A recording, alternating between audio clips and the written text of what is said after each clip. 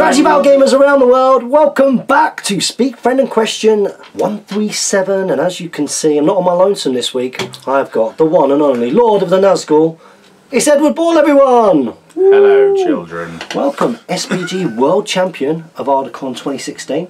Yeah, that was a thing. That was a thing, that was a thing. And of course, what is also a thing is the dates have been confirmed and announced for Ardacon 2017. Are you excited, big man?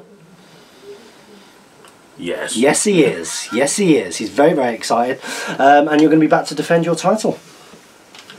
Question or statement? Possibly. I couldn't possibly commit so far in advance. If I'm available, I expect the pretties that are the Felbeast would fly again. Absolutely, absolutely. So lots to look forward to. If you didn't see any of that video, then it's the 4th, the 5th and 6th of August. So it's a full 3-day event this time. Looks like it's going to be 700 points. Loads of discounts for the hotel and car parking and the like to make things a bit easier. So keep an eye out on the Ardacon 2017 group page and also the event page. Hopefully a website will be built over the Christmas period and you'll have even more details and a full rules pack coming out all at once. Then, because obviously a lot of it's been done from last year, which is great. So Speak Friend and Question, we're doing this off the iPad. Have you been in Speak Friend and Question before? Possibly. I think you've been in. I'm old and senile and forget these things. I don't think you've been in one with me, which means that you've not had the true Speak Friend and Question waffling experience, which you are currently undergoing. You waffling? I waffle. Waffling. I'm a waffler. I'm a waffler. Okay, so first question always goes to our special guest, and of course that is King Ball. So, King Boneseye. King Boneseye asks as the following: as one Middle-earth expletive you can use is "by my beard," a common thing for dwarves to say during sun. Yeah, I think that was a question last week and I had no idea, and be careful what you say here, Ed, because I know that you're a little bit more liberal with the tongue than I am. But somebody was asking for Middle-earth themed expletives and I had no idea. I couldn't think of it. Barak Kazad, I knew, and then there's Durugnul, or whatever Gimli comes out with. So it's the dwarves really, it's the dwarves. It's the dwarves. The dwarves are the foul mouths of Middle-earth. And Dane does his own little special thing in Battle of the Five Armies. Certainly does. So which we couldn't possibly repeat. No, as I've just explained to Ed, this is a kids show. It doesn't matter what time it is on Friday evening, it's a kids show. And King Boneseye has followed that up. He's put, I wish good like to your hobby progress. I have no idea what that means, King Boneseye. Fiefdoms are a neat list and Smaug should get out of the box to be painted. Look forward to that blog during sun. So you can see my Smaug is down there, unmoved. The one that Jane knows about now, or does Jane does know about it? There was a video at Christmas time when I wrapped it up and gave it to myself as a present from Jane. I had legit reasons for keeping that back for a while anyway, so I am looking forward to doing it. You've done your Smaug, haven't you? No, I've opened it once and then put it back in the box, and the bottom of the wardrobe it went. Yeah, do you think you'll ever get around to doing that, or ever's a long time, isn't it? Well, ever is a long time. I'm alive. So maybe, for the time being at least. Maybe I'm looking forward to doing it. I think I'm going to have to get a bit better and more proficient at the old airbrush before I start. Airbrush would be helpful. Airbrush would be helpful. So if anybody wants to give me some completely free airbrush tutorials, I would love that. I would love that. So thanks for that, King Boneseye. Next up, we have got Greenwood, and this is for you because I did ask the Facebook group, which you are unaware of because you've been working hard all day, for some questions specific to you. So there we go, from Greenwood. So Greenwood asks, Mr. Ed Ball, the man, the myth and the leg end. He's here. He exists. Okay, if you were to give just one general piece of tactical advice, what would it be? Ooh, one bit of tactical advice for players of SBG Strategy Battle Gaming. So it's going to be a general broad thing. Yep. I've mentioned this to a couple of friends, a couple of people who've known in the community. It's work on your micromanagement.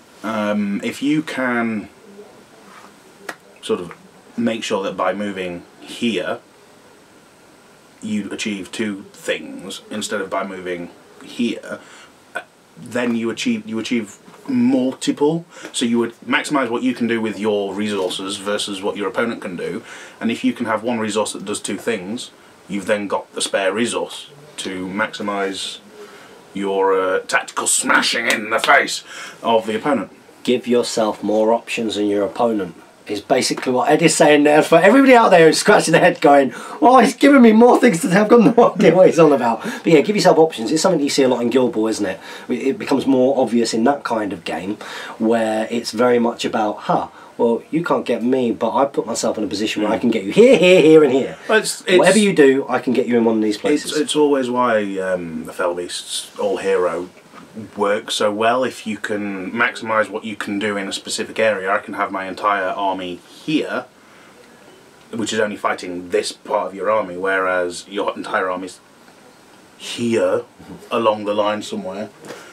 It's like a sliding scale. Then the army's not fighting your whole army, so you're going to have that localised superiority. Yeah, absolutely. If you can do more, you're going to achieve more. Absolutely. It's force maximisation, isn't it? It's making sure that you're playing to your strengths, and you know, it's one of the good things about being any kind of cavalry player, whether it's you know, a flying cavalry player, effectively. You know, it gives you that advantage that you can pick and choose where your fights are a lot of the time, and how you're fighting, and what you're committing and what you're not committing. Not committing, but you're not committing. Standing and shooting. And absolutely. Hiding behind blinding light with Legolas. So here we go. Next up, we've got Star Fox. He's put, how competitive would you rate Army of Thror from there and back again? So we'll start with that part. You've got a couple of questions. So Army of Thror is in the appendices of this one. Now straight away they made Thror and Thrain a lot more viable because they are cheaper. They are cheaper, and Thror has the extra defence that he should have with his shield. Defence 9. This is defence 9, which is very useful. So 120 points is much better. I mean, he's still a dwarf, so he moves really slowly. Yeah. But I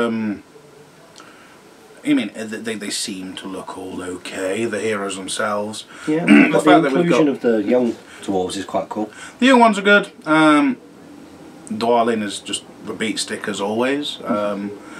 I think it's something that you would need to try. Are they competitive? Well, the dwarves have won a couple of tournaments, namely I think Callum Eden's. Well done, Callum, by the way. Yeah, he took a mixture of the two, didn't he? And absolutely destroyed me, which I don't regret at all. No, it was terrible. That was at Slayer, as was back in the day. Yeah, they're worth a try. Are they competitive? The most competitive force is always the one that you use well, whether that's Fell Beast, whether that's Rivendell Knights, Dwarves. Yeah. Try it, see what happens, and if you have fun, just keep going. Hit them harder. They suffer from the same things that most dwarf armies suffer from, which is that, you know, you're probably not going to be getting a huge number of them, and they're quite slow moving, and in this case none of the heroes can actually be mounted, so they're pretty good, but they are static. They're quite expensive, relatively static heroes. So it kind of almost goes back a little bit to what we were talking about before about giving yourself options. A hero on foot, you can deny that hero on foot from being as included in the game as it could be because they don't have the mount. So they're all very, very good heroes. I think that Warriors of Erebora are fine. You know, dwarves, high defense with shields is pretty good, but they're all strength 3, and Grimhammers for the time being, you know, haven't changed particularly. Now they do have a new army special rule as well, which we can just check out quickly, which we should look at. I haven't read the book. So let's have a little bit of a glance. Army of Thror. So their bonus is, if your army consists solely of models from the Army of Thror army list, then all dwarves within your army will always count as being an area of effect of a banner if Thror is within 6. So he becomes effectively a 6-inch or 12-inch area banner, which does make that force of lower numbers much better. Well, most of them are Fight 4, so yeah. Particularly these days, as you see the tendency of Goblin Town, and especially the new Gundabad focus. Oh, absolutely. That Fight 4 is going to be key. Now, whether that means that you shield because you've got this dwarf that's dying desperately and the heroes are on the way, with that banner reroll, Thrall's a, well, 6 inches is probably 2 turns away because it's a dwarf. Yeah. But you know, it gives, again, it's an option, so there is that resource. Net benefit to take. Yeah, and it's nice and themey as well. You know, this is Thrall's army. It's written like that. I mean, something you've put here as the following question is: also, if you had written the rules for Army of Thrall, what changes or additions would you make? I mean, I think that the one that people would cry out for is looking at the Grimhammers and having or having additional options for an Army of Thrall list. But of course, at that point, they're going to have to invent things because that's all we kind of saw. Kind of, yeah, say what you see. Say what you see. What did we get? We got what we saw. Yeah, absolutely. Obviously, with the There and Back Again book, there's more coming. Mm-hmm. And what would I change? I think J. Clare is a fantastic writer, and I couldn't possibly criticise anything he has ever done, ever. There we go. Brilliant. So thank you for that, Star Fox. Yeah, give them a go. I mean, I've got mine up there. I'm looking forward to painting mine. You know, I don't think it's the most competitive list in the world for some of the reasons said, but I still think that someone can do well with them. They're going to be.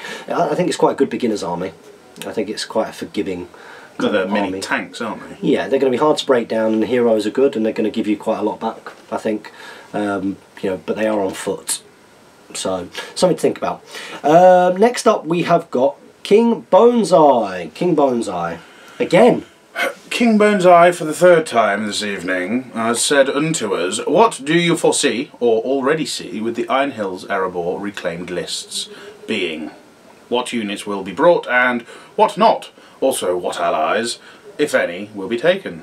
Thanks, Durin's son." Thank you very much, Durin's son. Okay, so new Iron Hills. What do you think that we're going to see a lot of? I think we haven't seen enough of them yet. Obviously, in the book, we've got all of the stats and all of these things. Having not yet really digested the book fully, the captains seem to be really good. You just sort of go, here's an army of captains. The captains are great. I think that the captain, I don't know if you agree with me, but I think before that, if you're looking at unnamed captains, you probably would say that Rivendell Knight captain is a very good captain with all the stuff that they get. But I think that this one now is definitely contending. That special rule is awesome. It's a mini Gothmog. I played Gothmog in the Game 6 at the final last week. And yeah, no. Yeah. It's absolutely crippling as a special rule. Hi, Gene. You okay? Yeah, the special rule, if used right and if you stack it, you're going to get multiple activations off of that. Yeah. There's more to come. Yeah. Obviously, we haven't yet got all the models, but the chariot is possibly something that could be hilarious, good fun to use. Smash, kill, dead, or it might be easily countered. Once the models are there and sort of they've been produced and are available, we're going to have these games, these repetitions where people are going to go, yeah, this works, or this doesn't work, or this is easily countered by this, that, or the other. It's a little bit tough to kind of to have a really good idea about what we're going to see because we've not seen enough of it at the table. When it has turned up, it's done very, very well because they're very good. They are very, very good. I think that it's going to go two ways. I think that, and it will either swing sort of a pure Iron Hills dwarf army where Dane becomes the centerpiece of that army for all the wonderful things that he can do. He's an expensive hero, but he gives a lot to that army as well, you know, as well as being a very good individual hero. Yeah, for what is he, 140 on foot, 160 on the rocket sausage. Yeah, so he's not cheap, but he's good. Offers a lot. He has his native drawbacks in terms of the must charge if able. Yeah. But at the same time, his fight 6 going to kill things. I think that we'll either see a force where it's him and just loads and loads of just Iron Hills warriors. I think that you're going to see a lot of that. And when the crossbows come out, I think that you might see a third of those crossbows as well. I think that unless it's higher points games, I don't think we're going to see too many Iron Hills Ballistae. As crazy as some of those rules seem, I think they're very expensive and takes away from an already smallish army. Speaking from experience, I think they're going to be much better than trebuchets. Ed took trebuchets even though he was contending. No, just you know, never take trebuchets. Did you enjoy yourself? Was it fun? Yeah. Trebuchets are bad. Don't take them. But it was good fun. Yeah. A little bit better now with some of the tweaks to some of the scenarios that we will see in the Grand Tournament. I haven't read it yet. That was put You have to watch my video over on Hotgates Gaming. If you've not checked out that channel, make sure you subscribe. It's a great way of supporting this handsome channel host. Get yourself over there because I have made a video about some of the changes. They were published today, yesterday, or put out by, I forget. On Thursday. They were put out on Thursday and I made a little video about them as well. So go and check out Hotgates Gaming for a full list of what the changes are to the scenarios. Should be good. I also think there might be another way that that those kind of dwarf lists will go where you actually see Thorin and the whole Dubakar rule be a bit more important and see a few more of the cavalry units as well combined with that and some of the captains. I think Dwarvish cavalry is a thing that we don't really have yet. Obviously, we've seen what Dane can do. Dwarvish cavalry is a novel thing to the game.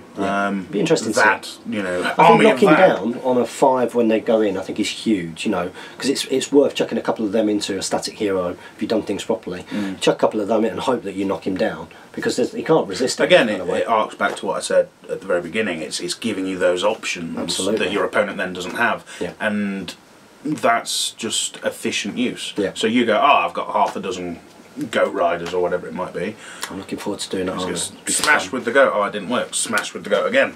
I think it was Adam and Jay in one of their Q&A sessions. It might have been at Doubles. It might have been at... They shared at Ardicon, where they showed the goat videos of the goats. Goat. Yeah. Type in goats ramming into people on YouTube. It's much better than this channel. So thank you very much for this. Now we've actually got a question for you, Ed. Oh dear. From Andreas, the Norwegian Viking. Oh, fun. Hi, Andreas. We'll be back at Ardicon in 2017. So a question for Ed. Being known as a one-trick pony, sorry, no insult intended, it's given. How do you feel about the new book and new scenarios will affect your favourite army, Felbeast, and what new armies do you want to try out? So how do you feel the new book, there and back again, and the things that you've seen in it are going to affect the army that you're known for? So the Rivendell Knights that I won a tournament with, or, that was or the Hobbits that I won a tournament with, or was it actually about the Felbeasts? It's about the Felbeasts. I mean, obviously the Rivendell Knights are almost ponies. Don't be checked. You know that you're known for Felbeasts. You know what he's saying. Again, I haven't yet read the book properly. What's going to change? Obviously, Galadriel and Saruman are always going to be a thing. The fact that there's seemingly a theme of introducing these army special rules, they could be quite key in terms of a meta development. I'll use Felbeasts until I can't use them. I'm fairly good with them. I think in theory, when I look at the new book and I look at some of the things that aren't ideal for your Felbeast army. Such as, because I've not read it. No, I think that there are a lot of ways of certain armies not having to take courage tests, which is going to be a huge thing. And I also think that there is, there's quite a lot of these things where you can counter heroic moves and the like for free, which is going to be important. Like the dwarf captains. Like the dwarf captains and the like. So I think there's a few things. I think the courage things is going to be a big thing, like stuff being able to charge no matter what is going to be huge. Yeah. That's going to really be not a great thing for the Felbeast player, and also, like I say, the option to be able to counter heroic moves and things for free, because, you know, as you know, there's a lot on some of those roll-offs when you're using that type of force. And yeah, you've got to minimise as much of that as possible, but there is at some point. We'll see how the meta sort of develops with the new toys, but again, it's one of those where a few specific people have gone, Ed's going, I'll essentially meta for Ed. I think that'll change. You can't meta for one person out of 30 or one person out of 144. Especially when the army that apparently I'm known for was Felbeasts. If you didn't know, Felbeasts are quite good. It's such a niche army itself, so there's not going to be a vast number of people there. It's not like you're metaing for Woes Elves or Hobbits or Lake Town, where you can go, it's going to be a sufficiently large chunk of the meta that it's almost a beneficial risk. Yeah, we see a few Hobbit armies, we see a few Rivendell Knight armies. They're quite popular. We see a lot of Goblin Town hordes with shamans and things allied in. I think those are the kind of most prominent. You do see more and more Felbeasts these days. Not necessarily always all Felbeasts, although there are more of those in the past couple of years, of course. Gundabad Filth with a couple of Felbeasts. Yeah, there's a lot of sort of dual Felbeast and army kind of forces out there as well. I also think another thing from a Felbeast point of view, which it could be significant. I don't think it's going to. There's a lot on those roles, but with the new scenarios, or the way that the scenario has been adjusted, deployment is kind of back to how it used to be in a kind of way where you can deploy anywhere. So it does mean that siege things become a little bit more viable, because you can just sit them at the back of the board, which makes them a little bit better. Which again is still terrible. But again, it's something which the Felbeast play. You know, you don't want some. Oh, you just put a dwarven ballista stone thrower, not the Iron Hills one, the little one that shoots cannonballs. Oh, just use them. Yeah, that's superb. We got another question for you here, buddy, so I'm going to ask. Oh, so very popular. Question for Ed. What tactical? Well, I think that people will be curious to hear, you know, especially with the Fell Beast, because Fell Beast, as much as there are certain things that are very, very, very good about them, you know, in terms of synergy, and things that stack very, very well, you know. Multiple casters on flying monsters, you know, is very, very good. Very, very balanced. But it's not a beginner's army. It's not a beginner's army. So I think that there will be people who will be very interested in this bit, which is, what tactical advice would you give players on playing the raids? He's put or against them, but you don't necessarily need to answer that bit. Do you think all Fell Beast is the strongest army in the game at 600 points? I guess he means all Fell Beast and Shelob. All Fell Beast and Shelob at 600 points. It's... You mentioned Guild Ball. It's like Obulus, as was in Season 2. There's a skill intensity that's required. You need to know what you're doing, what your opponent can do, what your opponent's likely to do based on who they are.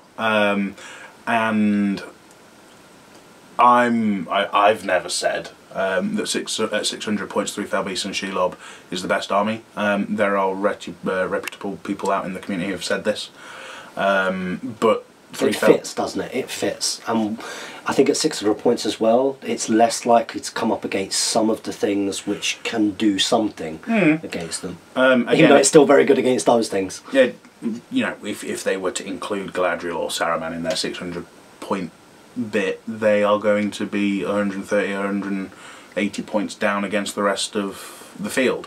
So it's one of those where you can have that intrinsic sort of Swiss Army knife, but then lose against everything else because it doesn't.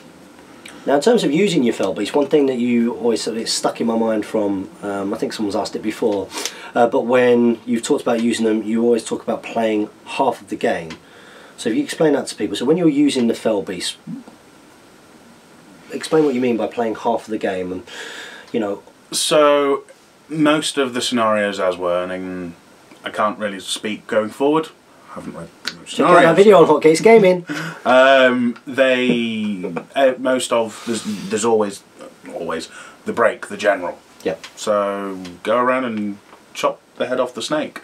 With the manoeuvrability or the ability to take advantage, you can jump onto heroes who either have become isolated or you can make isolated and kill them in one turn. That next turn they've got one less stand fast, one less hero, fewer might points, and you do that, natural courage will do what natural courage does. So you get into hero hunt. Yeah, do that. Hero hunting. Yeah, I mean, even when I took that terrible list when I went to the league final last year, which was at Slayer. No, yeah, not last year. I forget. I don't know what it was. I think it was last year, 2015. Yeah, it may have been. Yeah, I'm sure it was at Slayer. And it was, you could take good and evil, and I took, for my evil army, I took the Knight of Umbar on Fell Beast, Sauron, and the Witch King on horse. I know. How many points was this? I can't remember. Was it set? Did he have the ring? Yeah, he had the ring. Well, 620. How big was your Witch King? Probably 800.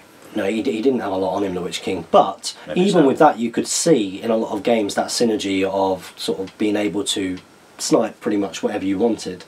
You know, with a sequence of various things. No, you've got to stack it right, and it's the same with. It's the stacking which is important. Everything. If you don't order it right, you're going to get a different outcome. Yeah.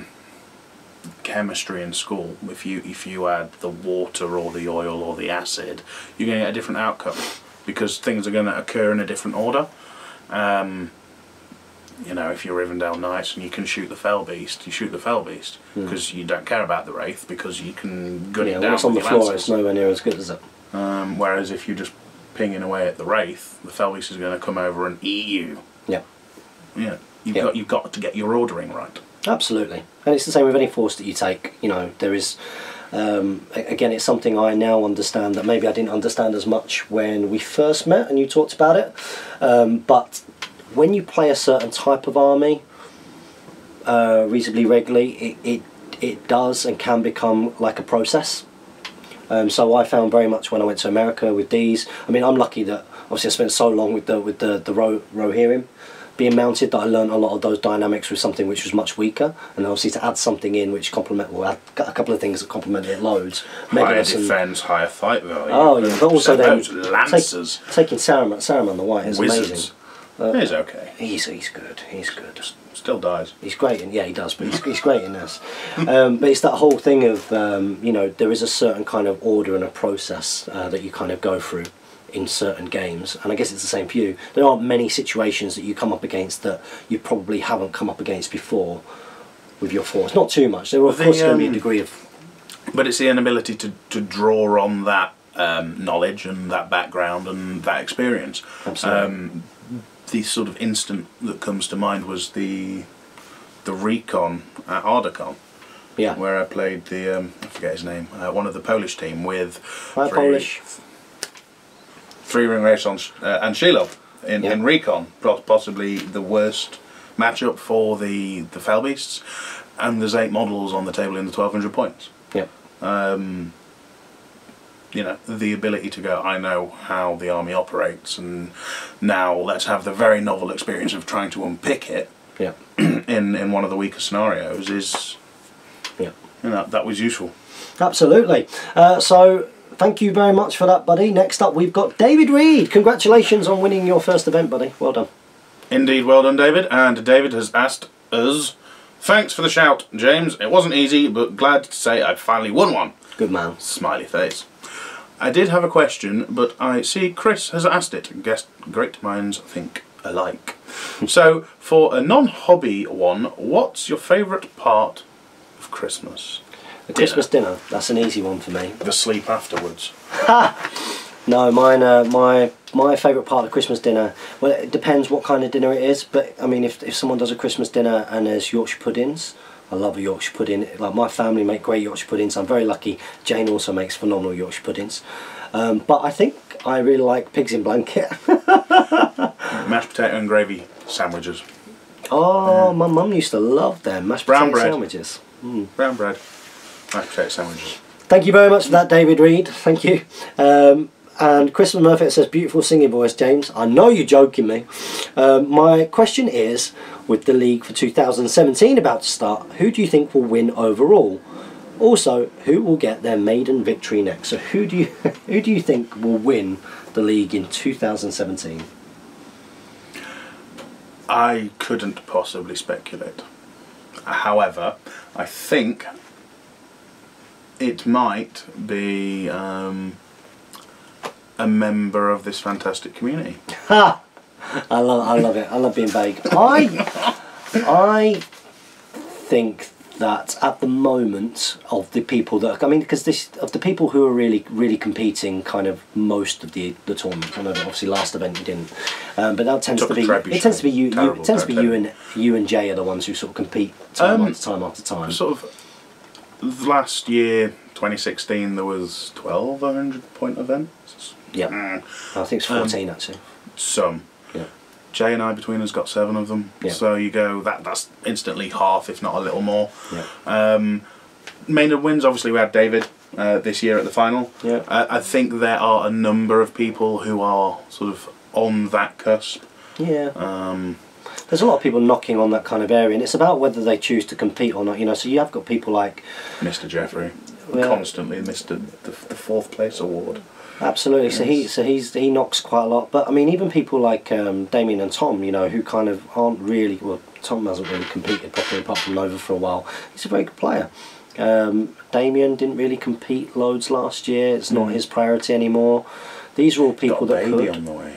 He certainly does. He certainly does. I'm so excited for all of us. Terrified. Your own. There are lots of people I think that could compete. It's just about whether they compete. It takes a certain stubbornness, befitting of dwarves perhaps, that keeps going and going and going. Do you think Jay will compete next year? Have you read the rules? Well, that looked as well. that recent blog says, very, very fortunate that Gandalf's in the list. So yeah, sure. I did laugh when I read that. I thought that maybe he had his tongue firmly set in his cheek when he wrote that. I mean, it's a difficult one, is it? You know, does he compete when he's written the? I don't know. What do you think? Why not? It's the two separate. Jay's work and profession and his hobby side are two separate things. He's won the last 2 years. I won the previous 2. Jay's convinced he's going to get to 3 before I do. If it takes Lake Town is very good. They're very good. They've got their weaknesses. They do. Like Smaug, blow it, dead, take it off. Yeah, that's the plan next year. Get that Smaug painted up. Maybe. No. It's a big. But some of the other stuff in the book's quite horrendous in terms of churning through troops. Yeah. Some of was it the troll with the impact hits? Oh yeah. Sort of walk. Oh, you've got a bazillion Lake Town militia who will charge me because aren't afraid about being broken because of their new special rule that they got. Yeah. You know, it doesn't matter if they're dead. Yeah. Yeah, I mean, it's a tough one. I mean, you know, if you're competing and Jay are competing, then you two have to be favourites because of the previous 2 years, but then it just depends who else wants to give it a go and when. And when is key as well, because there are different points of the year that people kind of compete or don't compete. Oh, yeah, there's been occasion, like through the summer, there's a number of family members and some of the younger members of the community go away on summer holidays. Sometimes some members of the community can't compete because they've got university final exams, school exams, whatever the case might be, and you know, some other members just have kids. Who's next to get their maiden tournament victory? I think Sam, Mr. Jeffrey. He has to, I don't know, stop coming forth. He's got a perfect record against me. I have tended to do very silly things in those games, as I'm sure he would admit. I've loved every game I've had with him. I love it. I love him to pieces. Who else hasn't won? I know that's really bad, but I haven't won a GBHL counter event. I won that Beacons in Chester, but wasn't a GBHL counting. You need to be a good player to win the tournament, though, James. I was well chuffed. I was well chuffed that I managed with Nova and Longbottom to get to the final because I hadn't played competitively last year. Oh yeah, Longbottom, there you go, that's the thing. Don't take salt covered rubber tipped arrows. Or don't, after making it a habit of a lifetime running away, don't not run away when you're about to win a tournament. Run away! Yeah, run away, do what you've been doing before. But yeah, so I don't know whether I want to give it a go next year or not. But yeah, I think Sam Jeffrey's probably due one. So thanks very much for that, Christopher Murfitt. Next up we have Brad Thy Hipster, and it's a list question. Is it Urukai? No, it's Gundabad's actually. So we've got Brad Thy Hipster. Hey guys, a couple of questions for this week. How viable do you think Gundabad armies are when playing competitive or competitively? What are the essentials at various points values? Azogs, multiple Azogs. There you go, there's a thing. Right. Azog, Bolg, the Berserkers. So, Gundabad armies, let's start off with that bit before we read the list. What do you reckon, what are the essentials at different points values? You need to have read the book, really. Azog's Legions. Okay, well, Azog's Legions, I think Azog is fantastic. Jay and Adam have, I'll say Jay and Adam is pretty much Jay and Adam have changed the sort of the equipment that's available to the pair of them, haven't they? I think that's right.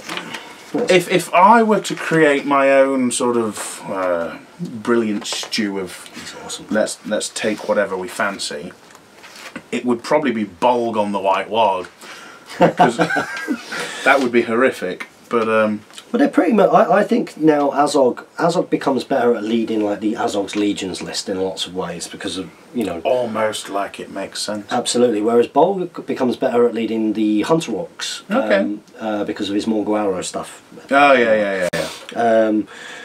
Whereas I think Azog has to be the cornerstone of this. I mean, the Stone Flail is pretty amazing. All of the might with the White Warg. Yes, he ends up being quite expensive, but General of the North is fantastic. He can go to Defense 7, and the Stone Flail means that all of a sudden he's not just a great hero killer. He's also really, really good at taking it with taking down a bunch of troops as well. Until you get a couple of Galadrim Court Guard with an Elven Blade in there.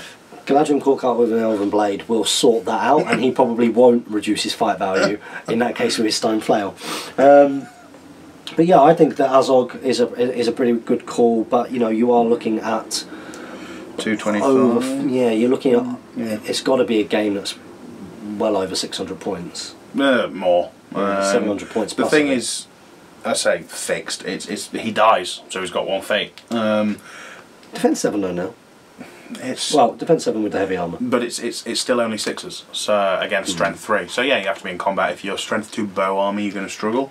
6x4s, but it's still only 6s, and this is one of the strengths of the dwarves.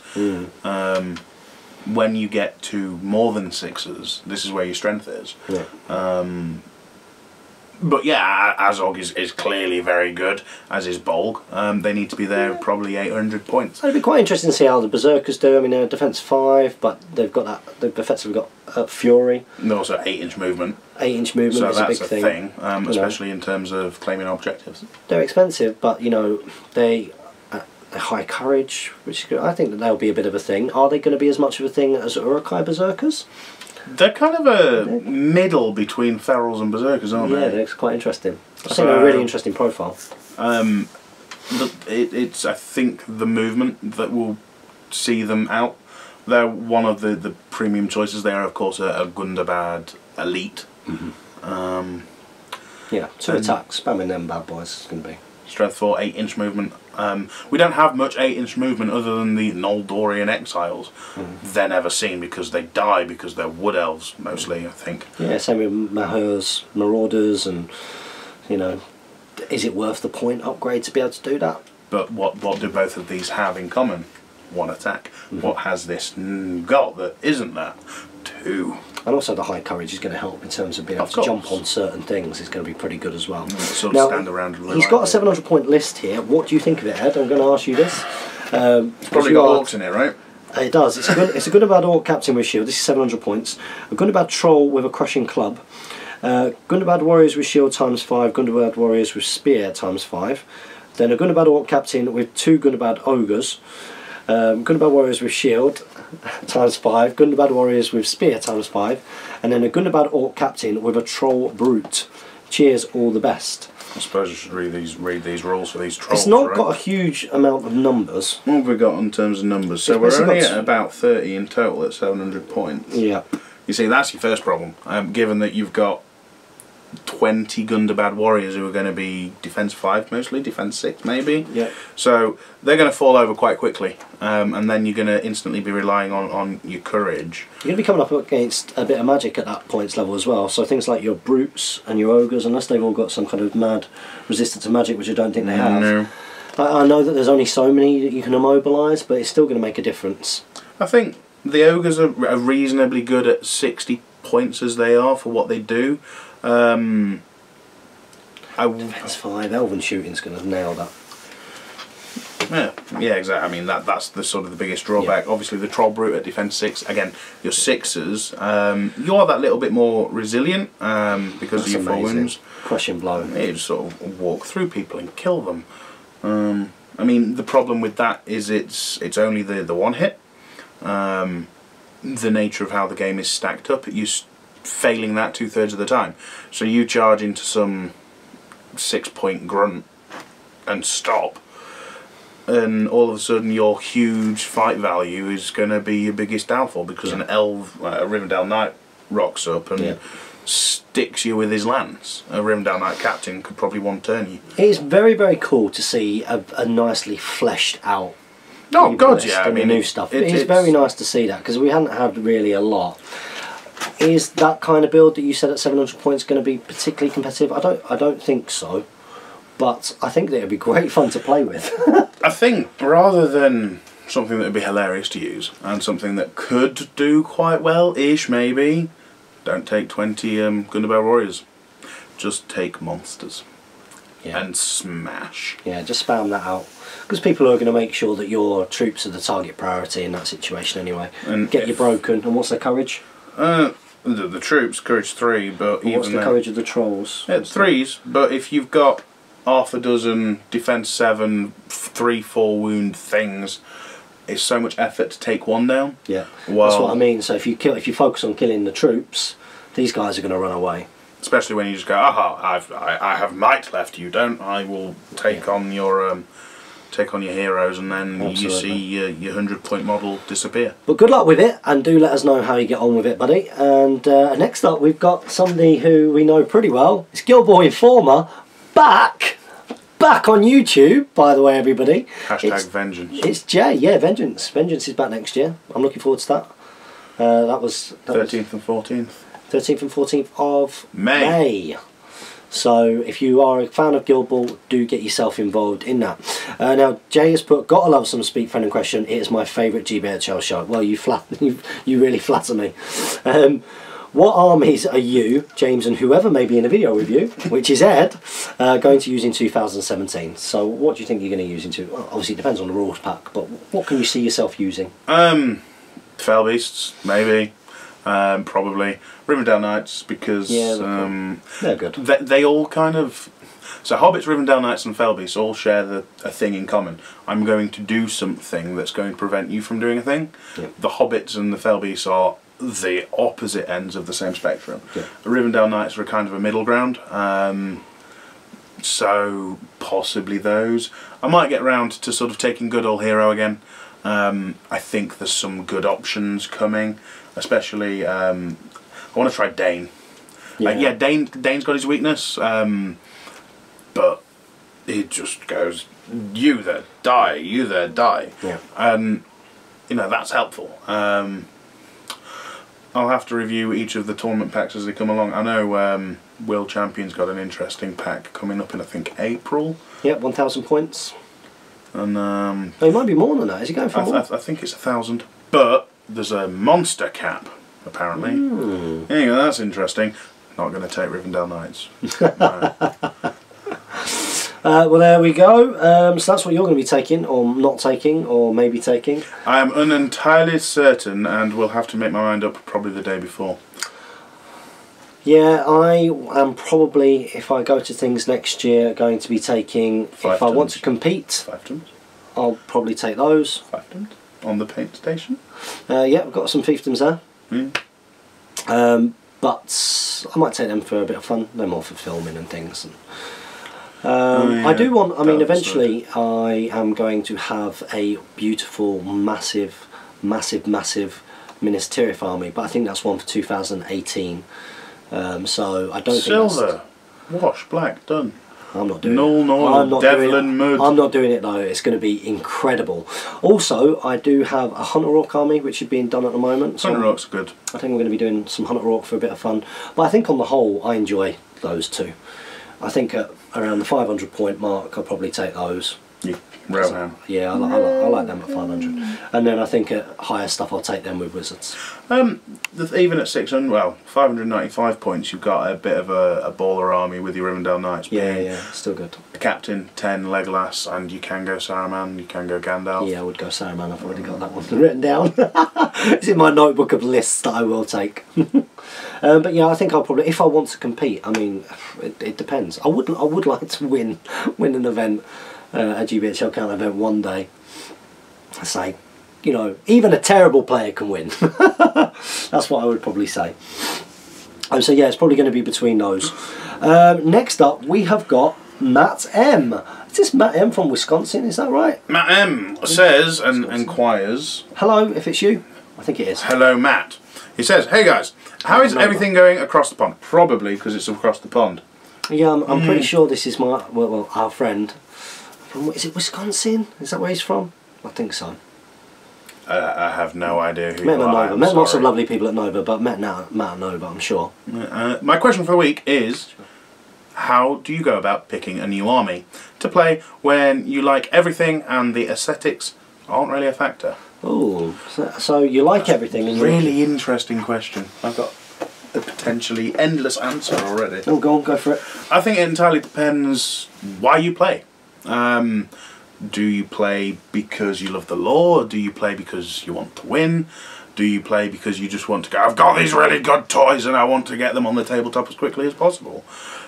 So, you know, that's going to be a different answer for every player. Yeah, absolutely. If you want to go, I want to smash my opponents until, you know, I hear the lamentations of their women, then, you know, you go for what you think is going to be the most killy and destructive. If you want to get a beautifully painted army together, then you go what's going to look best.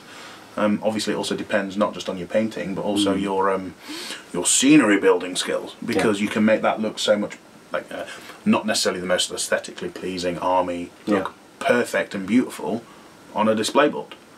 I think one thing that you said there that was key was about the theme or something. I very much, if I have some kind of connection with a character, or feel like a character's cool when I'm looking at a bunch of things and thinking, I really like this and I really like that, then that does come into it big time. I look and I think, well, I actually really like that character, so you know, I'll use it.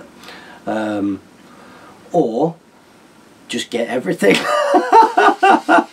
Just get all of the toys, thanks for that, Matt M. I hope you're well, and if I don't speak to you, have a good Christmas.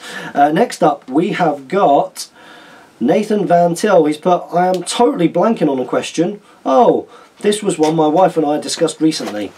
If you could live without a movie from either trilogy, which one would you choose? It could be reworked or changed in this hypothetical question, so you could add more or take away from the original version. The fifth one. The fifth one. So Desolation. Yeah, that one. Desolation of Smaug. Yeah, I'd kind of maybe agree with that. I mean, you kind of look at the... was it not part of the quiz, either at the doubles or the Ardacon, that Adam and Jay did, where... or it might have been Nick. It might have been Nick. Walked around all sort of weekend during the doubles. I think it was the doubles. Yeah. Basically asking, you there, strategy battle gamer, what's your favourite? And... The top three are the Lord of the Rings. Yeah, so it's always either Two Towers or Return of the King. I think in that one, it ended up being Return of the King by a long way. But I think in previous, because I've done that before. I did that at a league final. I did at Stockport. I think I did. I went round and asked questions. I was probably playing a game. You probably were. You're probably winning a game because you won that tournament. Weird Riverdale Knights. Yeah. Some of those as well. Some of those before they were painted nicer. One trick pony. You'll remember that forever now, you know, Andres. But yeah, usually it's between Two Towers, because Two Towers has won a couple of times, and I think it's one when Tom and Damien have asked it on the Plantier. But yeah, it's usually Return of the King or Two Towers, and the third choice tends to be Fellowship. And then Unexpected Journey, then Battle of Five Armies. Battle of Five Armies is better than Unexpected Journey. I've still not watched the extended yet, you know. What are you Battle doing? of Five Armies. I've done this on purpose. What are you doing? I've done it on purpose. I've not watched the extended version of Battle of the Five Armies so that Jane has to buy it for me at some Christmas or birthday, which she has failed to do so far. So I'm holding out for this time. Otherwise, I'm just going to go and buy it myself. That's what I'm going. You're just going to wait for it to appear in the bargain bin or something. I think the thing with Desolation of Smaug was there's a lot, you know, there's a lot in there where you think could have been part of an Unexpected Journey or part. Oh of yeah, I mean we've discussed as a community and also from Games Workshop's perspective in terms of their product range, what happened with the filming. You know, it was 2 films. It was then 3, and then the whole charade that happened with Azog / Bolg / Yazneg / the Keeper of the Dungeons. You know, it's that kind of uncertainty and sort of last minute changes that Hollywood can pull off. You can't anywhere else. Yeah, I don't think they needed to do a bunch. I don't think they needed as many of those. You could have just had it like the book and had a Bolg, you know, who was the sort of the big bad antagonist throughout. And you could have done that and strung that together. I think they tried to do too much and then realised it wasn't really working and tried to rehash it in different ways. But I think Desolation of Smaug, I think just the ending, just with Smaug bundling around the inside of, I didn't like that scene. I didn't like that. I would definitely change that. You didn't need that. You didn't need that. So thank you for that. Next up we have got Tim Hines. Hello Tim. Tim says Hi. Today, hello. It's turning into Treebeard or something. My question is, do all White Council profiles get the +1 to resist, as in do all the different profiles of Galadriel get it, or is it just the specific one profile, as well as Thranduil and so forth? Thanks. There's different White Councils now. There's a White Council from the Hobbit era, as in the There and Back Again, which doesn't include Thranduil, actually. Haven't read the book yet. There are numerous White Council army lists. It depends on what you're playing, and it has to be a specific sort of from the list. There are occasions where you can end up with White Council members from the Fellowship list, in which case, although they are also members of the White Council, because they're taken from the Fellowship list, they wouldn't get that bonus. They have to be taken as part of a White Council warband and be within a certain distance of each other. Remember that the White Council from the Free People's Book is still currently valid, so if you take things from that and that's what it says for the rule, you can still do that. You can take those ones that are listed in there. And an interesting sort of occurrence with the fact that there's multiple lists is if you take a Free People's White Council and then you take another White Council, does the same, and it is the same special rule, so there's that consistency there, does that permutate between the two White Council lists? I don't believe so. No, it doesn't. I don't believe so. But it's not completely clear, and it has come up occasionally, particularly in tournament play. There's people trying it on there though. You think? I think so. It's something to be aware of, and just politely remind your opponent that perhaps that they might not quite understand the rules. So thank you very much for that, Tim Hines. So next up we've got Nano Dave 1980 with an essay. He's put, "Hi guys, I hope you're doing well." We're doing well. I was at the Journey's End in Cardiff during the break between games. A question popped up with one of the players about cavalry charging. Ooh, we should get this. Well, I know when a cavalry unit charges into infantry, you get a wonderful amount of bonuses. I think I played this gentleman after the fact, or at least here. And he'd been told it wrong by the sounds of it. But when it's your opponent's turn to move and they put an infantry unit behind your cavalry unit, so I'm guessing you mean charge it, do you still get your bonuses? If it's infantry, yeah? If you charge, you still get your bonuses.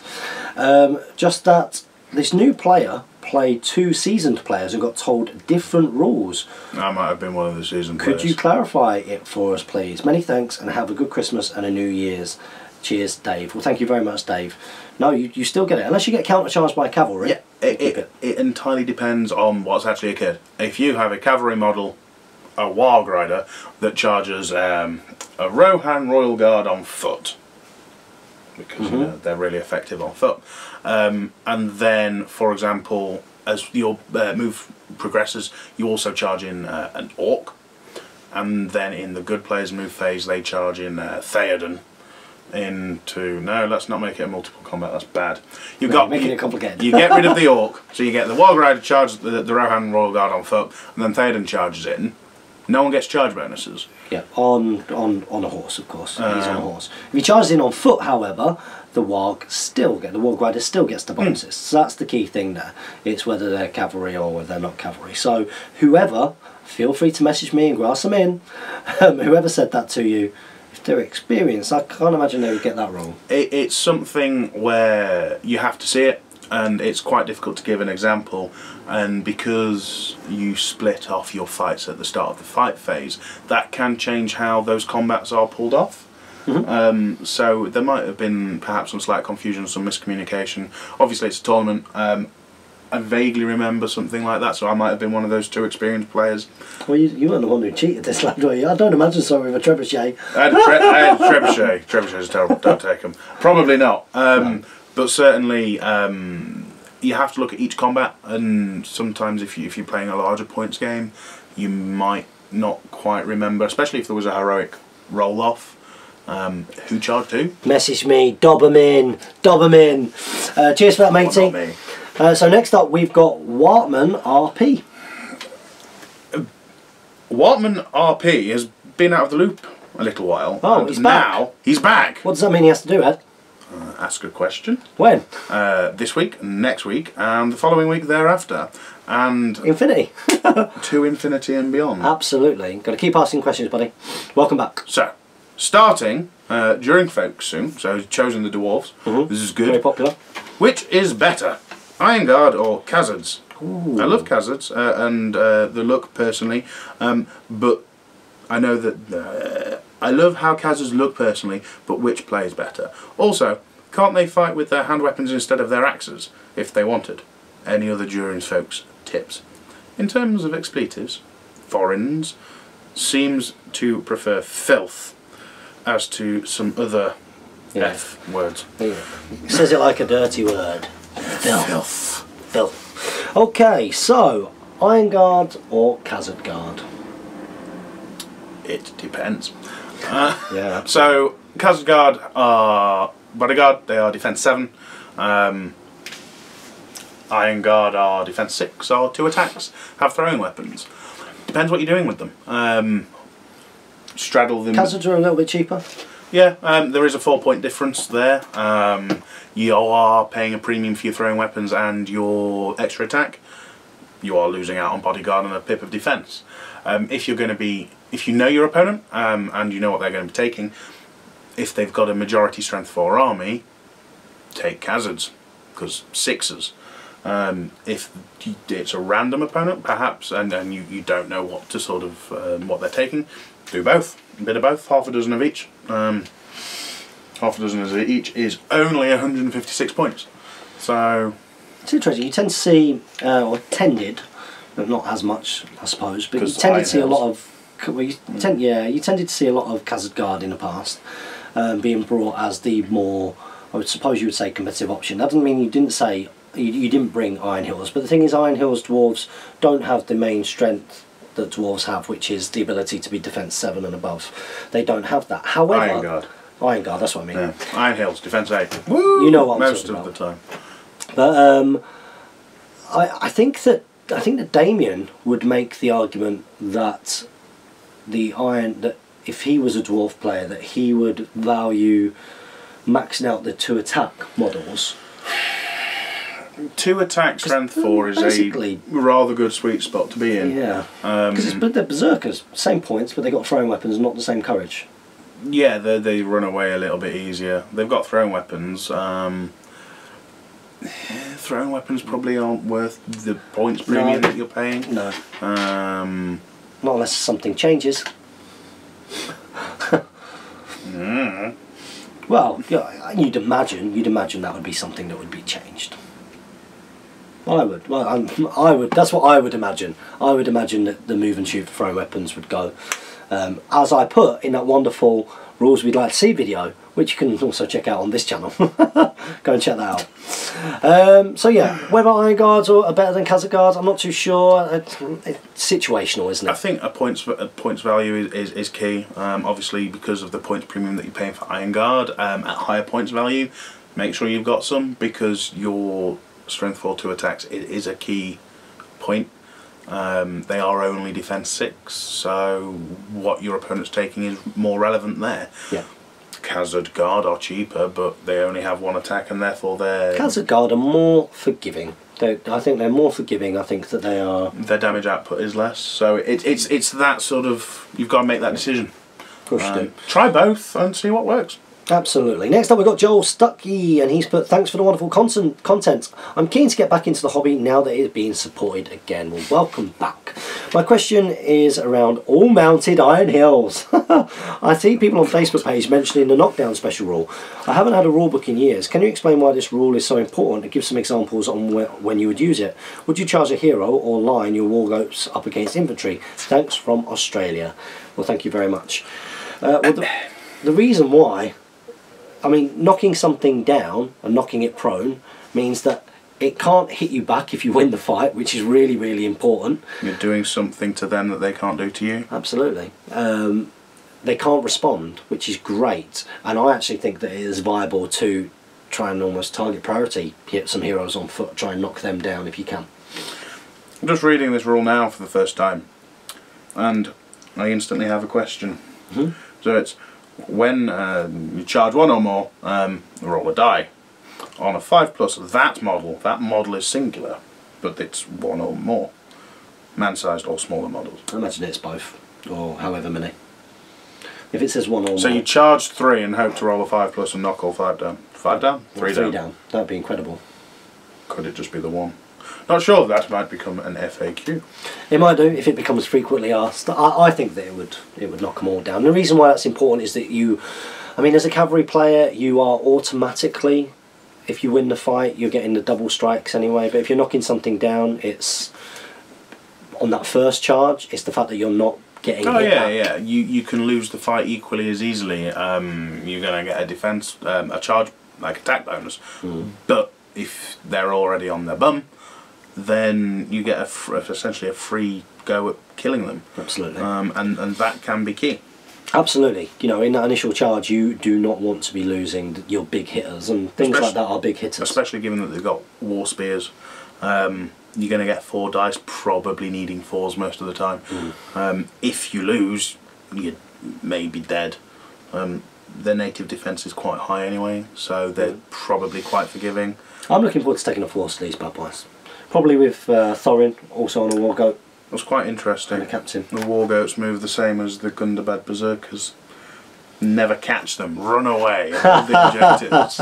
Absolutely.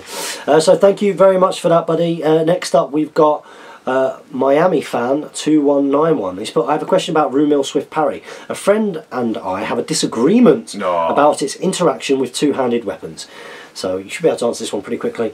He thinks that if a two-handed weapon rolls a 6 against him, he doesn't have to re-roll because the 6 becomes a 5 in the fight phase. I'm not convinced of this because then Swift Parry does nothing against two-handed weapons. What do you think?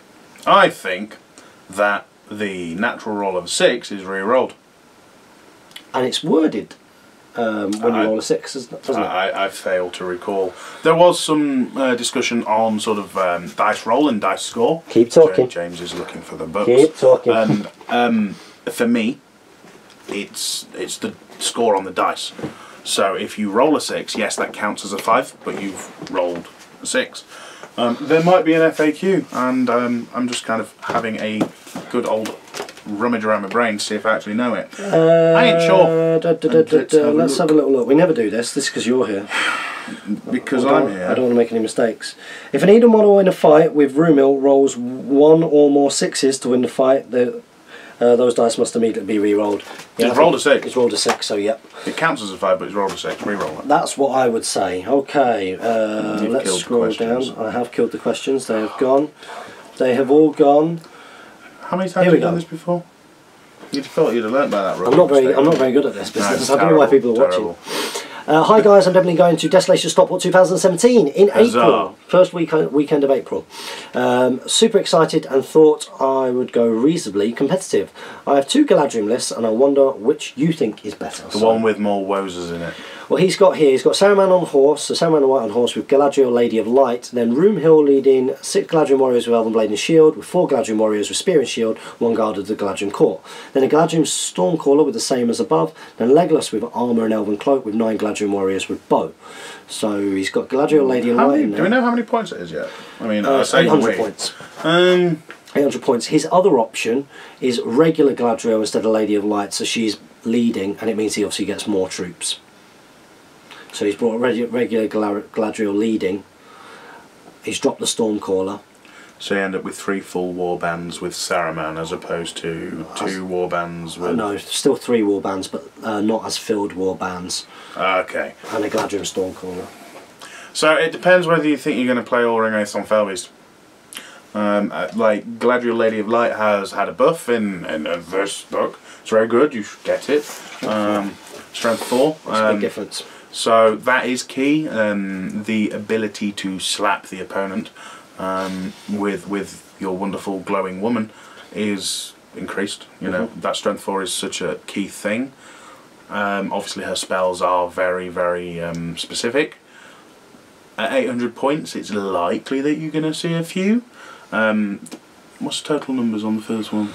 Total numbers on the first one, he's got 1, 2, 3, 13, 14... 32. Cheers. So, I think it's... I'd probably go for the second one. What's the second one? The second one, he's got 1, 2, and then 11 there, 13, 14, 25, 26, 37. Good maths. I think if I was using an 800 point army that I might be using... It's Lucas Whitcroft White. Hello. I'd probably be more scared of the first one. Take that as you will. And I would be more scared of the second one. How many tournaments have you won? 1 doubles and 1 non-GBHL counting. Take the first one. I personally would be more scared of the second one. I think Galadriel with her regular one with her immobilise and things. Oh yeah, I mean the double immobilise is really good. They are is both competitive, so in that sense, Lucas, you know, you bang on. And he was our Hobbit Evil winner for Ardacon.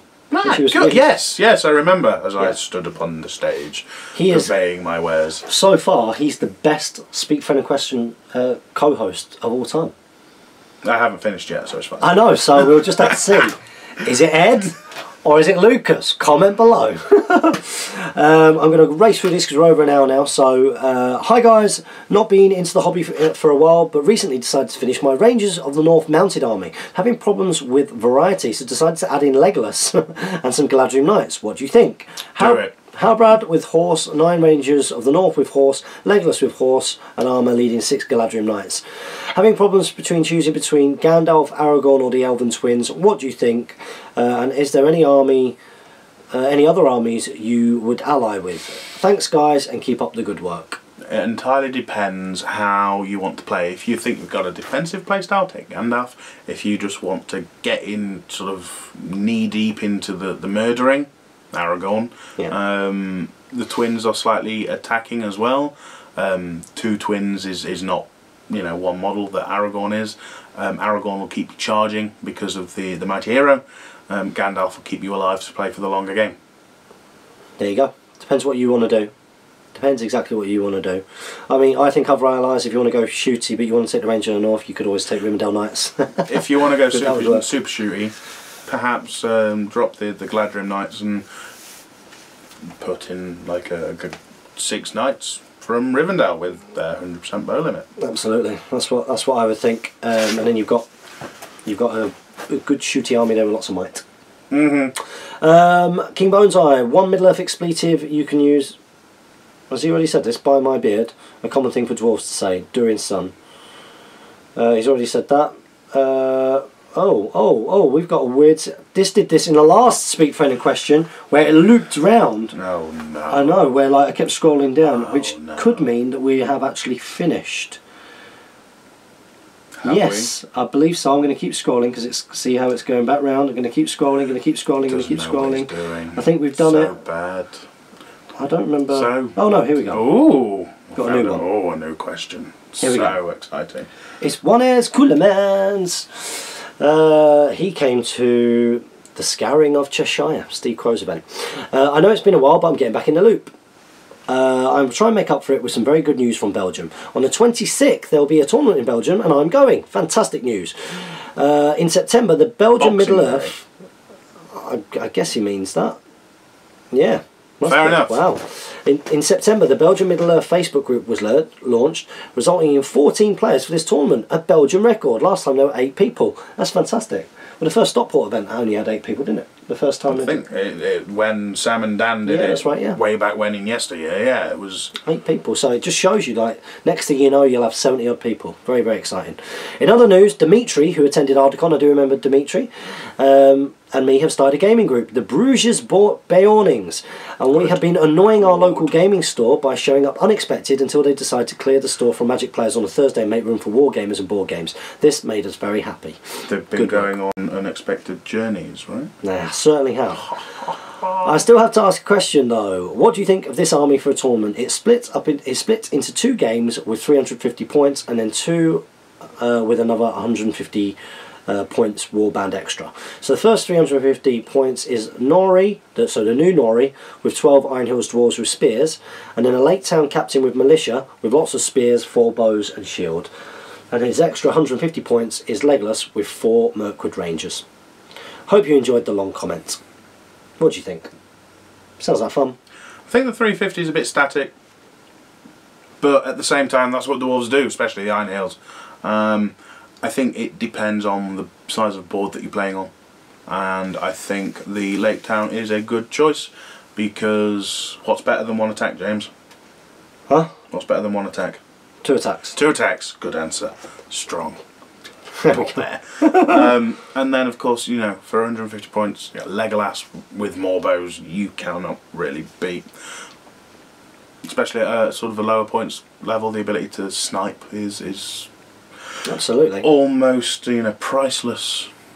He's a game changer, that Legolas. He's a game changer. Looks like good fun to use as well, so good luck with that. And hopefully we'll see a big Belgian, because I know that Dimitri's really keen. He loved Ardacon. He wants to bring a big Belgian team to Ardacon in August. So hopefully we'll see you back over here, 1S. Next up we've got Addy N. He's put, I think I got it somewhat, but not fully, the current rules on which profile to use. So I think he was talking about multiple profiles across various books with the same name, and what replaces what and when. And my answer was that, you know, you've got Elrond blah blah blah blah blah, and then you've got another type of Elrond which is Elrond blee blee blee blee blee, and Elrond blah blah blah blah blah. Elrond's probably the worst example because they're all valid. They're all valid. They're all in different army lists. Yeah. Whereas like your Thranduils and your Legolas, Legolams, your elves, it depends. But if in doubt, just go with the most recent one, unless it's something like Elrond, Master of Rivendell, who's definitely a thing. Yeah, I mean, he's put, let's stick to Elrond as example. Elrond, Master of Rivendell, could be used since his name title differs from the current profile in The Hobbit. Yep. They're in separate army lists, yes. Yep. But if the name title is the same, then one should use the new profile, right? Not always. Not unless it specifically states that it replaces the old profile. Because what you've got is Elrond from the Eregion list. You've got Elrond, Master of Rivendell. You've also got Elrond, Lord of the West. And then you've got just Elrond again, which is the Elrond that leads Rivendell Knights. Yeah. I think there's more a licensing issue as to why that's a thing. But no, Elrond and Elrond are 2 separate Elronds. Yep. There we go. He put, does that mean that normal Elrond can lead warriors of Eregion and Rivendell whilst mounted? No. Elrond, whilst mounted, can only lead Rivendell Knights. Whereas the Elrond from the Free People's Book can only lead things from Eregion and Rivendell in the Free People's Book. Hope that we conclusively answered that question, buddy. Next up we've got Stephen Boney's put, great to see all the amazing content coming out from you guys for the new releases. Question time, traditionally. You ready? Mm-hmm. Number 1, what would you fear most to face from a Durin's folk force? What scares you the most in a Durin's folk list? Durin's folk? Durin's pretty nuts. He's pretty nuts. 2, will Iron Hills phase out other dwarf forces in the league? No. People like the old dwarves. Durin. People like the old dwarves. They're very popular. Kazgard, Ironguard, Durin. Durin would probably eat through Iron Hills dwarves like it's going out of fashion, and probably Dane as well. Durin. And between the 2, pure Iron Hills or pure Erebor Reclaimed list? Which do you think is better? Iron Hills. Iron Hills? Interesting. Because goats. Yep, they get goats and they get the siege stuff as well, don't they? And a great big chariot with a bolt thrower thingy on top. And then number 4, are the pure options better than a mixed dwarf force, e.g. Durin's Folk, Erebor and Iron Hills? Is it better to go pure with the buffs, or is it... I think it depends, again, on what you're doing. As does seemingly everything. If it's a tournament game, there might be legitimate reasons to come away from them. If you're wanting to build because you're going after the Battle of Annals, Ulzi, Zuzi's, Woozy Bar, whatever it's called. That blah, blah, blah, blah, blah. Then... I think Tom and Damien are the only people in the world that can pronounce that properly. Probably. Probably. Show us. Send in your own videos of Annals, Bar. I think it entirely depends. Some army special rules are better than others. Some are more competitive than others. Some are better in specific scenarios than others. So it depends on the tournament pack. Yeah. Have a look, make a decision. If in doubt, as always, try both or all 3. See what you enjoy. See what works the best. That's what it's about, really. I think at least I think it's nice that at least it forces the player to have to kind of make that as a choice, as a competitive choice, not just a theme choice. They've got to make that choice of, well, I could take this and I get this as a bonus. Is that bonus worth as much as bringing this in from here, this in from here? I still think that we're going to see people valuing certain synergies of bringing different things from different lists over pure army lists, but we've not seen everything yet. So I think it's nice that at least it's there in the consciousness and it's rewarded by the system. There's a lot more to come, of course. Adam Troker's often said he's got a sort of a product plan going into 2020, That's the one. which is brilliant news for us. So it's very much a watch this space. There might come a time where it's you know, you want to go down the pure list sort of route. There might be a time where you go, you know what, I want to take all the best heroes in the game on horse, rocket sausage, boar, whatever it might be, fell beasts, and I don't care because that's what I want to use. Yeah. You playing the game for fun. What that fun is whether that's competitive, whether that's fluffy, themey things. It's your choice. With that in mind, there's a good follow-up question here from Drew SBGs. But hi guys, great job with the review so far. I'm so excited that SBG is getting a big overhaul. How do you think the powerful profiles from Lord of the Rings will change? King Aragorn, non-fellowship Boromir, Gil-galad, the named orcs and uruks with threes in the right places, question mark? Will they all get unique special rules? It seems like they don't stand up to the power of Hobbit profiles. Will big heroes become much more powerful across the board, become cheaper, or just be inferior to Hobbit profiles? Also, am I wrong to think that Hobbit profiles tend to be beefier than Lord of the Rings profiles? Azog would demolish Boromir, right? So let's start off with that first bit. Do we think that old Lord of the Rings profiles are going to get looked at? Yes. Absolutely. 2020. You know, they've got nothing to do with the Battle of Five Armies up until then. If they haven't, what are they going to do for the next 4 years? Yeah. And beyond, because Absolutely. you know, always. Yeah. And if it's something that, as the community are crying out for, the community wanted the support, the GBHL in its raison d'etre, you know, its reasons for existence, basically is what drove Games Workshop to sort of reinvest in the product. Support your Hobbit hobby. So we did it, baby. We did it. so that being the case, if it's something that the community is saying, it's something, and obviously Adam and Jay are very active with their work hats on in the community as well. Yeah, and Jay, before he got the job, one of us. Like, so in terms of that, if it's a concern, it's something that's known to them. Whether they do something with it, obviously that's what the future is, and that's what we hope for. Would you agree with him that do you think that Hobbit profiles tend to be beefier in the current form than Lord of the Rings? So Lord of the Rings is a game that is almost, no wait, that was the film. It's 15 years old. So, and the original Aragorn profile from October 2001 is still the original Aragorn profile from October 2001. The Azog profile from 2 weeks ago is the Azog profile from 2 weeks ago. So there's perhaps an element of antiquation going off. Everything you would like to think perhaps would get reviewed in time. Yeah. It may not. It may, but with a product sort of future lensing going into 2020, you know, that's another 3.5, 4 years. And who's not to say that they go further than that? I think more unique special rules is something that we'll see a lot of. I think that having had sort of fleeting conversations with Adam, sort of when I went to Warhammer Worlds of Throne of Skulls, you know, I know that he's a big fan of the original Fellowship profiles. He looks at them and he thinks, you know, this is what the rest of the game maybe should use a platform. From every perspective, like Boromir of Gondor. Oh, so cool. It's an absolute hand grenade.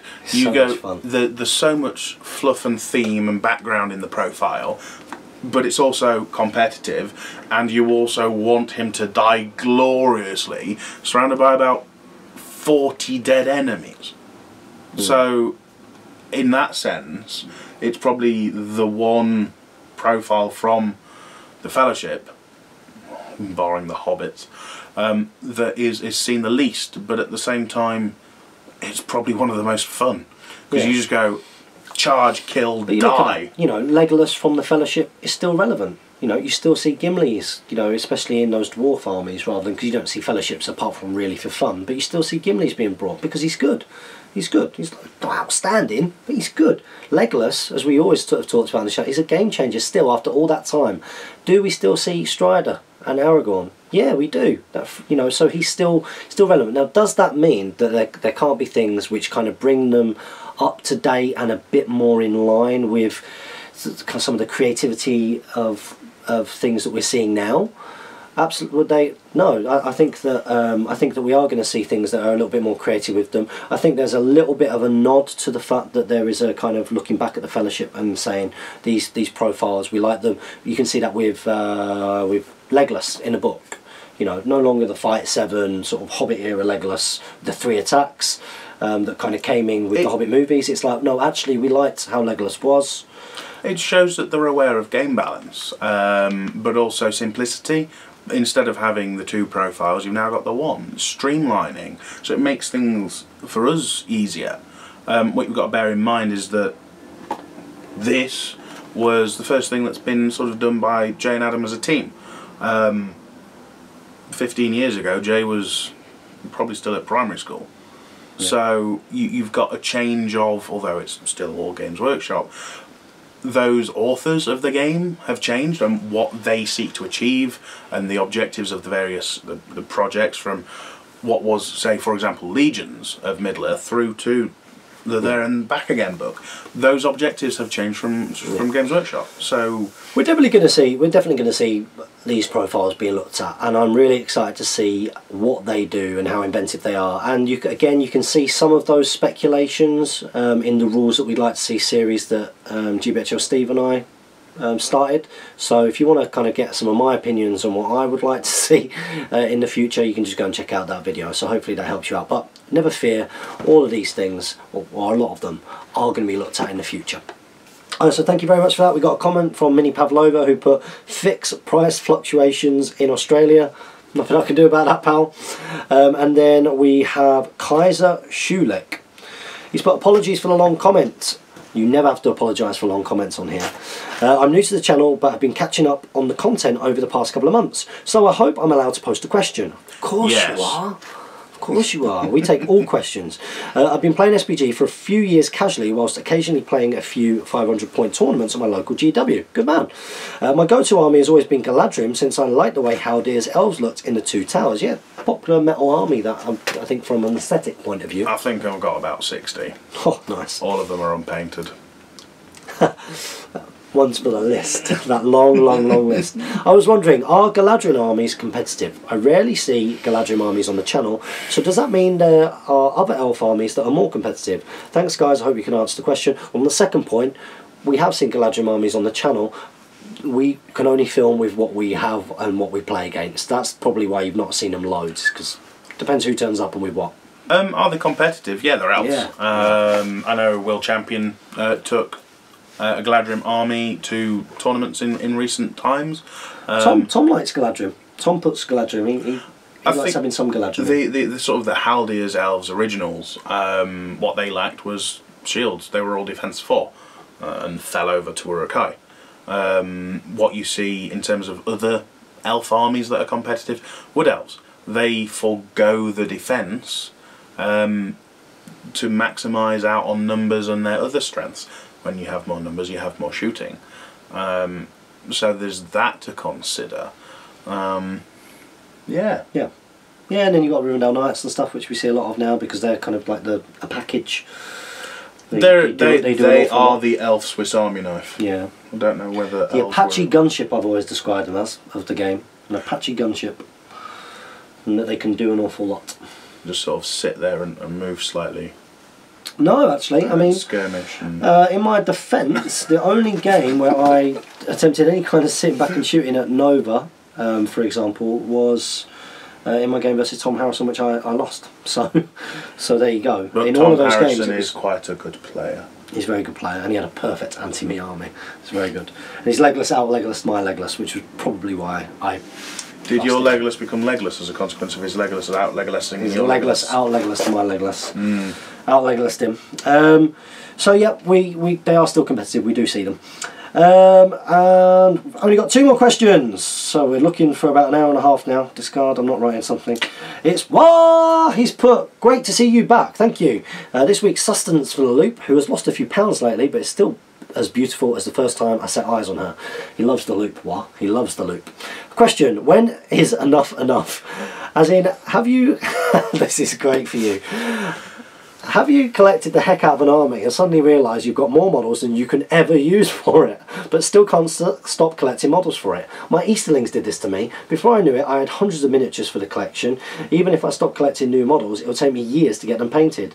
How do you discipline yourself? What do you do when you reach a point of no return with a collection? It's just unpaintable due to size. As always, thanks for the hard work and brilliant content. It's never unpaintable. Ask, well, Kev Lawrence, who, and I think, well, Shadow and Flame both have like complete collections. Complete collections. Both very much in the one-day pile because of what they do. They have their day jobs, and obviously Shadow and Flame. Obviously Dave's a firefighter, but he's still got a complete collection. In terms of unpaintable, that's why generic captains are brilliant. You can never have a big enough army. Or you can just go, I have collected it, and I will use my fell beasts because that is all that I know how to use because I'm a one-trick pony. I'm pretty good at being pretty restrained when it comes to collecting from sort of specific armies. You know, like I haven't found myself in a situation, maybe with the Rohirrim. I mean, I never really used those ones there, so that's a bit of an example, I suppose. Or all 3 of them. No, but you know what I mean. There's about 20 riders there that probably don't make it into. Well, yes, but I have them as an option, right? Yeah. I have it as an option, but I'm quite good at sort of knowing, right, okay, that's what I want for around 600, that's what I want for 800. It tends to be heroes and things that I keep on. Oh yeah, I think it's one of the things that kind of push me down the Fell Beast and the all hero route. Yeah. The Lord of the Rings is about the heroes. It is, yeah. And not necessarily the... Do you feel that was reflected in the game itself? Enough? Its horse courses, is it reflected? Yeah, because, you know, all hero have won tournaments. At the same time, you know, you have the Battle of Pelennor Fields, you have the Battle of Helm's Deep, 10,000 Urukai. The Fiefdoms is purely out of sort of what happened at the Battle of Pelennor Fields, and then you've got the Black Gate, but you've also got like Mordor Urukai from Cirithungol. And the Eastern Kingdoms. So, is it reflected? Yeah. Can you? I mean, in terms of the yeah, the gameplay of them themselves. In terms of the structure of SBG as a game, do you think that the importance of heroes is reflected, and it being about heroes is reflected enough? Try not zero my Angmar army. Try zero my Angmar army, and then see what happens. Yeah, my point was going to be about might, and how might is such an important part of the game, and of course you only get might through bringing heroes. It goes back to resources, doesn't it? The heroes are key. It's built upon a foundation of 15 years of writing, and it was initially a hero skirmish game with a few troops. Yeah, and I think we're going to see those heroes into the future, as was suggested before. I think we're going to see more cool special rules for them and the like. And the emphasis on those heroes be just as important. But also, how those heroes buff what they bring, I think is going to be a key part. Like Azog and his signal tower. Absolutely, that's cool. 1,000 points? More. More, you think? Yeah. I think anything less than 1,000 points, you can't drop 200 points, bearing in mind that Azog with his armour and his signal tower is 375 straight off. How big's your army? Getting very small very quickly. Yeah, so it's definitely 1,000 point plus. Yeah, well, it's interesting because the language from Adam recently has been very, very much about bigger points, bigger points, bigger points, bigger points, bigger points. I think the game works nicely at sort of 600 to 800 points. Whereas I think, was it from Adam, I don't get out of bed for anything less than 700. Yeah. Which isn't true. Which isn't true. I've seen you out of bed for less, but I guess different people enjoy the game at different levels. I personally, and it's other people will be different. I personally start finding that when you start going above 800, I mean 1,000 points, I find really, especially in tournament game after game, really drains me. Like the golden age of grand tournaments, although obviously that's coming back the end of February, isn't it? Yeah, end of February. Golden age of the grand tournaments was 4 games per day over the course of a weekend at 1,000 points. You're sat there at like 2.5 hour games for 1,000 points with your brain falling out your ear. Yeah, it's tough. But that's brilliant. That's kind of the best. It's very, very tough, very, very challenging. In recent times, I think 600 points is the perfect level to play. Fits something very nicely. Which brings us nicely to our final question, an hour-and-a-half video. Hey guys, a couple of quick questions. Unfortunately, not there and back again related. That's fine. Number 1, can a Gundabad Black Shield Shaman shatter a wizard staff? Is a wizard staff part of its equipment? Yes. So it can be shattered. 2, does the Harbinger of Evil special rule only come into play when it's good versus evil, or does it work with an evil versus evil matchup as well? It always works when you're playing blue on blue or red on red or whatever. Your opponent, for the purposes of that phrasing in that rules paragraph, is good, although it's your opponent. Whether they're using good or evil is irrelevant.